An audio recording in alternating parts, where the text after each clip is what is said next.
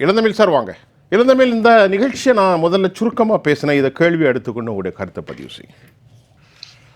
நேற்று நடந்த இந்த கொடுமையான நிகழ்ச்சியை பற்றி அஇஅதிமுகவின் பொதுச் செயலாளர் புரட்சித்தாய் சின்னம்மா அவர்கள் ஒரு நீண்ட பதிவை எக்ஸ் தளத்துல பதிவிட்டு, மக்கள் அதிக அளவில் கூடுகின்ற வான் சாகசம் போன்ற பொது நிகழ்ச்சிகளை நடத்துவதற்கு தேவையான முன்னெச்சரிக்கை நடவடிக்கைகளை எடுக்க தவறிய திமுக தலைமையிலான அரசுக்கு எனது கடுமையான கண்டனத்தை தெரிவித்துக் கொள்கிறேன் ஆரம்பிச்சு, இந்த அரசு எவ்வளவு மெத்தனமாக போஸ்டர் அடிக்கிறதுல காட்டின அக்கறைய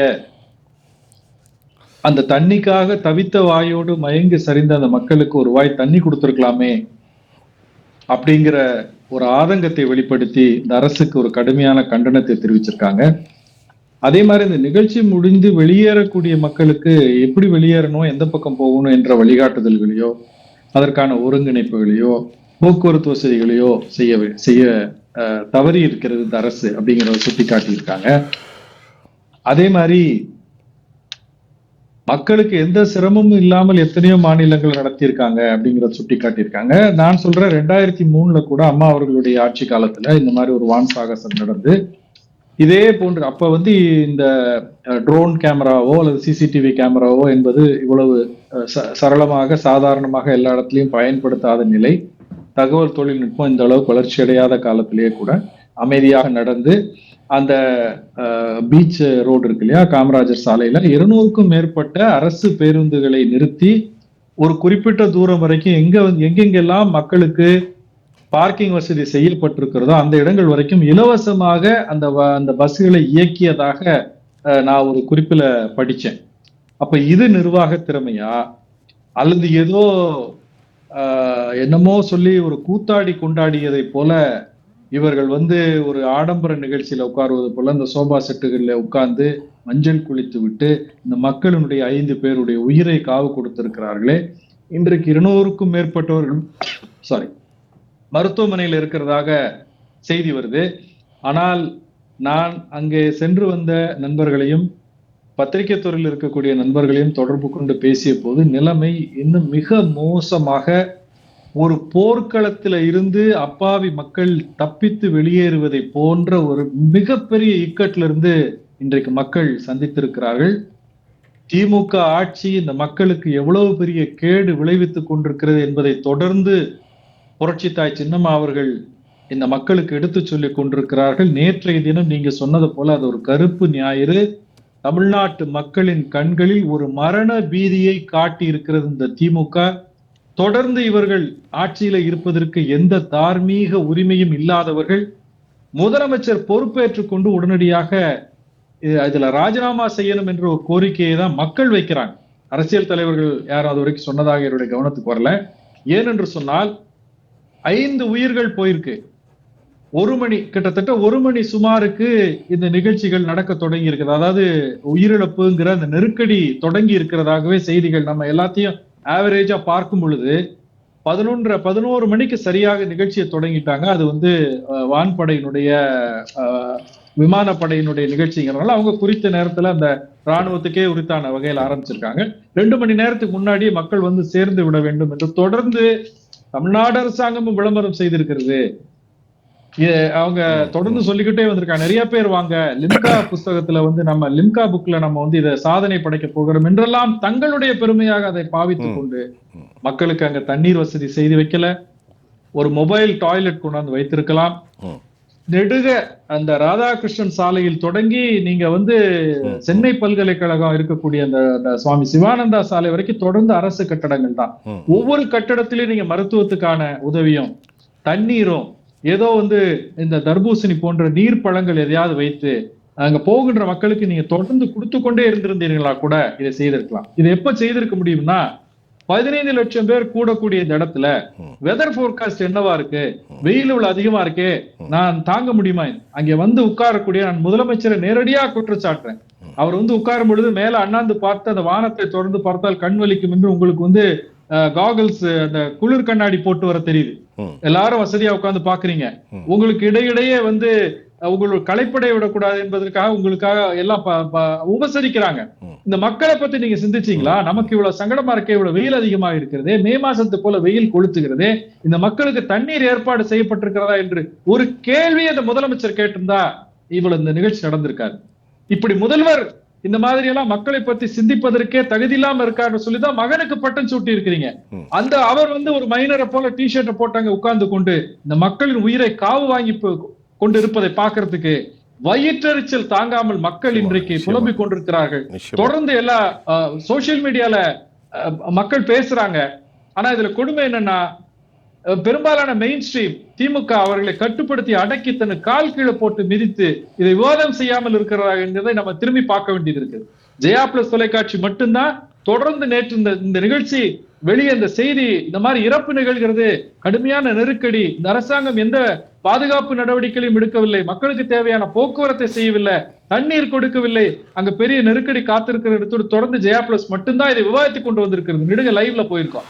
பாக்கி எல்லாம் இது ஏதோ இன்னும் ஒரு செய்தி என்பதை போல கடந்து போயிருக்கிறது என்பது திமுகவினுடைய இந்த கோரப்பிடி ஊடகத்து மேலேயே, மெயின் ஸ்ட்ரீம்ல இருக்கக்கூடிய ஊடகத்து மேலேயே எந்த அளவுக்கு மோசமா பதிந்திருக்கிறதுங்கிறத பாக்குறோம். நம்ம தொடர்ந்து பேசலாம். இளந்தமிழ், இப்ப இந்த அநியாயமான ஒரு நிலைப்பாட்டில் மக்களின் சீரழிவை சொல்லவா, தண்ணீரற்ற குறையை சொல்லவா, க்ரௌட் மேனேஜ்மெண்ட்டில் ஏற்பட்ட குறையை சொல்லவா, மெட்ரோ ட்ரெயின் வழக்கத்துக்கு மாறாக குறைவான அளவிலே சர்வீஸ் இருந்ததை சொல்லவா, மக்கள் தொங்கிக் கொண்டிருந்த ஆபத்தை சொல்லவா, 5 பேர் இறந்து போன அநீதி பாவமான செயலை சொல்லவா, 200 பேருக்கு மற்ற மக்கள் இன்னும் எத்தனை பேர் பிழைக்கப் போகிறார்கள், எவ்வளவு பிரச்சனைகள், அவர்களுடைய மனோநிலைகளை சொல்லவா, எதை சொல்ல, என்ன கேள்வி உங்களுக்கு அனுப்ப?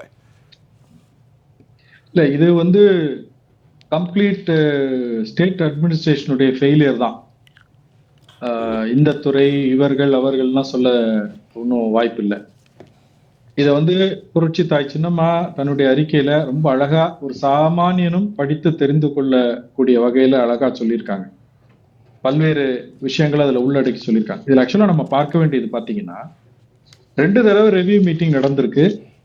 தலைமை செயலாளரை அந்த விமானப்படையினுடைய மூத்த அதிகாரி ஒரு 10-15 நாட்களுக்கு முன்னாலேயே முறைப்படி இதெல்லாம் என்னென்ன செய்ய வேண்டும் என்பதை விவரத்தை ஆலோசித்துட்டு போயிருக்கிறார். இதுல கோஆர்டினேஷன் யாராருக்கு இருக்குன்னு பாத்தீங்கன்னா, காவல்துறை, home department, fire and rescue department, அதுவும் உங்களுக்கு யூனிஃபார்ம் சர்வீஸ் ஹோம் டிபார்ட்மெண்ட் கீழே தான் வருது.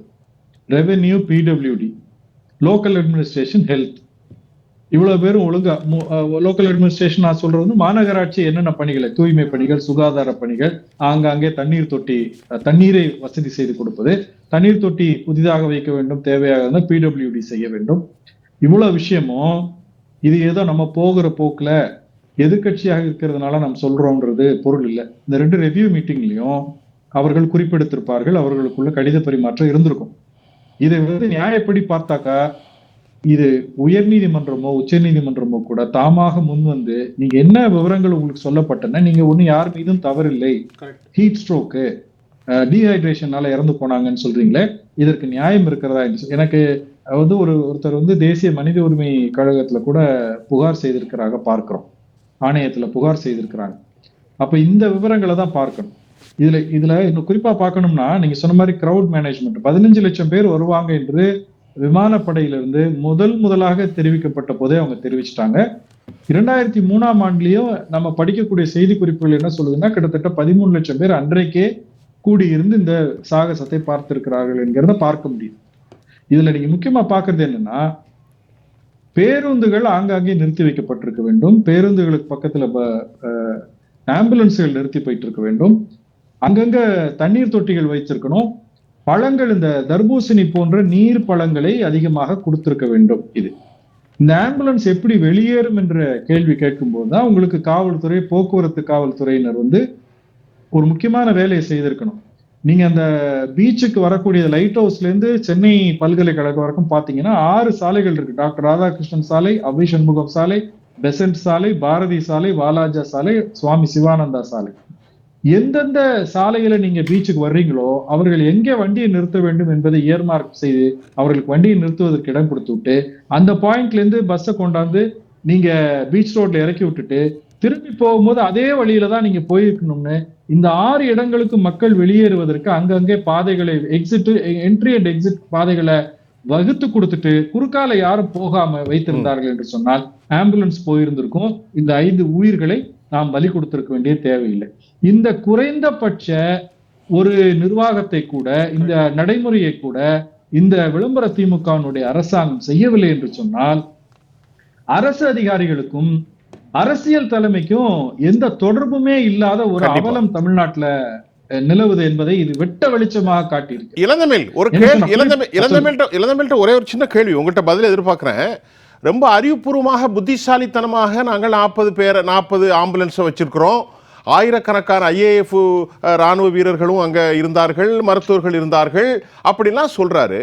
இங்கிருந்து வெளியேற முடியாத ஸ்டான்லிக்கு கொண்டு போறதுக்கோ, கீழ்ப்பாக்கத்துக்கு கொண்டு போறதுக்கோ, ராஜீவ் மருத்துவமனை கொண்டு போறதுக்கோ, ஓமந்தூர் எப்படி கொண்டு போவீங்க? எப்படி கொண்டு போவீங்க? மாசு முதல்ல இத பத்தி மாசு பேசுவதற்கே எந்த அதிகாரம் கிடையாது. அவர் வேணா சென்னை மாவட்ட செயலாளராக இருக்கலாம் திமுகவில். ஏன் முதலமைச்சர் வாய் திறக்கல? 24 மணி நேரம் ஆயிருக்குங்க முதலமைச்சர் ரியாக்ட் பண்றதுக்கு. கண்டிப்பா தமிழ்நாட்டு மக்கள்கிட்ட என்ன அவர் என்ன அக்கறை வைத்திருக்கிறார்? முதலமைச்சராக இருப்பதற்கு என்ன தகுதி இருக்குன்னு கேட்கிறேன். கள்ளச்சாராயத்தை குடிச்சு செத்து போனவங்களுக்கு நீங்க ஓடோடி போய் 10 லட்சம் ரூபாய் கொடுக்குறீங்க. இந்த 5 பேரை போய் பார்க்கறதுக்கு இந்த முதலமைச்சருக்கு என்ன குறை? நீங்க பட்ட சுட்டி வச்சிருக்கிறீங்களே இளவரசர், அவர் அனுப்பிச்சு பார்க்க வேண்டாமா? மருத்துவமனையில போய் பார்த்தீர்களா? அப்ப நீங்க என்ன நினைப்புல நீங்கள் மன்னர்களை போல இந்த நாட்டுல எது நடந்தாலும், மக்களுக்கு எது நடந்தாலும் கேட்பதற்கு ஆள் இல்லை, நம்ம அசைக்க முடியாது என்ற மமதையில போனீங்கன்னா மக்கள் உங்களை மண்ணுல தள்ளி மிதிப்பார்கள் என்பது இந்த தேர்தலில் கட்டாயம் தெரியும். அவ்வளவு கோபமா இருக்கிறது இவர்கள் இதை அணுகக்கூடிய இந்த முறை. நான் சொல்றேன், மா சுப்பிரமணியம் பத்திரிகையாளர்கள் மீது விழுந்து புடுங்குகிறார். ஆமா, டிஆர்பி ரேட் சார். இதுக்கு என்ன சார் டிஆர்பி ரேட் வரப்போகுது? மனித உயிர்கள், சக மனிதர்கள், இப்ப இறந்து போனவர்கள் என்னுடைய சொந்த பந்தம். நான் பேசுன ஒரு பத்திரிகையாளனா, ஏழைகள், அபலைகள், சாமானிய மக்கள் எல்லாரும் பாக்குறாங்க, அரசாங்கம் இலவசமா காட்டுதுன்னு. முதல்வர் வாயை திறந்து இதற்கு நான் பொறுப்பெடுத்துக் கொள்கிறேன் என்ற ஒரு வார்த்தை சொல்லி, இனி இது மாதிரி நடக்காமல் நான் பார்த்துக் கொள்கிறேன் என்று சொல்லாமல் அவரு காதை சுத்தி மூக்க தொடுற வேலையை செய்து மக்களை ஏமாத்ததான் பாக்குறாரு. இளந்தமிழ் எந்த விதமான கனிமொழியே தன்னை தாங்காமல், இந்த துயரத்தை தாங்காமல் ஒரு கருத்தை வச்சிருக்கிறாங்க திமுக முகாமில் இருந்து கனிமொழி கருணாநிதி. இந்த சூழல்ல அவங்க ஏதோ உள்கட்சி உள்ளடி தான் சொல்றாங்க. கூட்டம் கூடுவதை இனிமே நாம் தவிர்க்க வேண்டும் என்று சொல்றது எந்த விதத்துலங்க நியாயம்? நாளைக்கு காணும் பொங்கலுக்கு மக்கள் இதே அளவுக்கு 10 லட்சம் பேர் கூடுறாங்க, அவர்களாக வெளியேறுகிறார்கள். எங்கேயாவது இடிபாடு ஏற்படுதா? கண்டிப்பா கண்டிப்பா. நீங்க கடைகளை அகற்றினீங்களே, பீச்சுக்குள்ள இருக்கிற கடைகளை அகற்றி வெளியேற்றி தூக்கி எறிந்திருக்கிறீங்களே இந்த நிகழ்ச்சிக்காக, விஐபிகளுடைய பாதுகாக்க அது செய்ய வேண்டிய ஒன்றுதான். ஆனா அங்க அப்படிப்பட்டவர்களுக்கு எங்க இந்த மக்கள் வரும்போது அவர்கள் எங்கே தண்ணி குடிப்பார்கள் என்ற குறைந்தபட்ச புரிதல் 30 டேங்க் வைத்தோம் என்று சொல்லுகிறீர்களே. நீங்கள் நாங்க லிம்கா புக்கு பிளான் பண்றோம் அப்படின்னு சொல்லி சுவரொட்டி ஒட்டுறீங்களே, முதலமைச்சரையும் துணை முதலமைச்சர் படத்தையும் போட்டு இந்தந்த இடத்துல நாங்க தண்ணீர் தொட்டி நிறுத்தி வைத்திருக்கிறோம், இந்த இடத்துல ஆம்புலன்ஸ் இருக்கு, நீங்க வந்த பாதையிலே திரும்பி போங்க, உங்களுக்கு இந்தந்த இடத்துல பார்க்கிங் ஃபெசிலிட்டிஸ் கொடுத்திருக்கிறோம், உங்களுக்கு அங்கிருந்து இங்க இருந்து கொண்டு ஷட்டில் சர்வீஸ் நாங்க இலவசமாக பஸ் கொடுக்கிறோம், ஏதாவது ஒரு அறிவிப்பு சொல்லுங்க, நான் விவாதத்துல இனிமே கலந்து கொள்ள மாட்டேன். பேசுவோம் சார். இளந்தமிழ் இது எந்த விதமான அக்கறையும் செலுத்தாமல் மக்களை ஒரு மிருகங்களை விட கேவலமாக விளம்பர திமுக அரசு இப்படி நடத்தி இருக்கிறது. இத பல்வேறு வரிகள்ல புரட்சி நம்ம ஆத்திரப்பட்டு நான் இந்த நிகழ்ச்சியை நான் நண்பர்களிடத்திலையும் மற்றவர்களிட்டையும் பேசினதுனால நான் கொஞ்சம் உணர்ச்சி வசப்பட்ட நிலையில தான் நான் பேசுறேன். அம்மா அவர்கள் ஒரு தாயுள்ளத்தோடு நிர்வாகத்தை மிக சரியாக அறிந்தவர் என்கின்ற முறையில் இதை எப்படி அணுக வேண்டும் என்று திமுகவுக்கு மீண்டும் தலையில் குட்டியதை போல அறிவுரை சொல்லி இருக்கிறார்கள். திமுக தன்னை திருத்திக் கொள்ள வேண்டும் என்பதை ஒரு சரியான எதிர்க்கட்சியாக புரட்சி தாய் சின்னம்மா அவர்கள் தன்னுடைய எக்ஸ்தல பதிவுல தெரிவிச்சிருக்காங்க.